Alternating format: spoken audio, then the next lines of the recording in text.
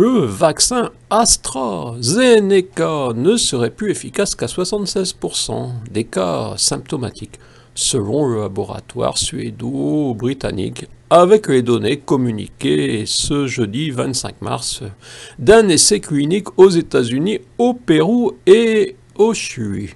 C'est naturellement toujours embêtant ces données communiquées par le fabricant. On sait que des études ont démontré l'absence de nocivité des cigarettes comme des arômes, des ondes et autres modernités.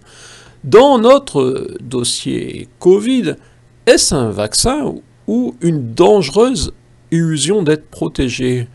Quelles sont les conséquences de se croire protégé quand un quart des vaccinés ne le serait pas? Le laboratoire continue d'affirmer une efficacité à 100% de son vaccin dans les cas graves de Covid-19. Naturellement, un recul est toujours nécessaire pour juger de l'efficacité d'un vaccin. À vouloir aller trop vite, également pour devancer des concurrents, ne risque-t-on pas d'amplifier la crise sanitaire?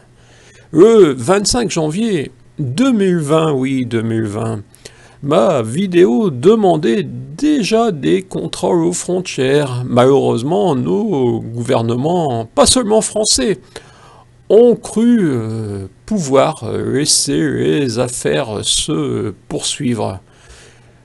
Nous sommes toujours dans les conséquences de cette inaction initiale, de ce choix des affaires sur la santé. Et pour l'instant, aucun mouvement citoyen ne semble s'opposer à la technique des plus riches parvenus à s'enrichir encore plus avec cette version sanitaire de la crise. Mais c'est presque un autre sujet que cette mise en garde contre le risque de se croire protégé car on est vacciné.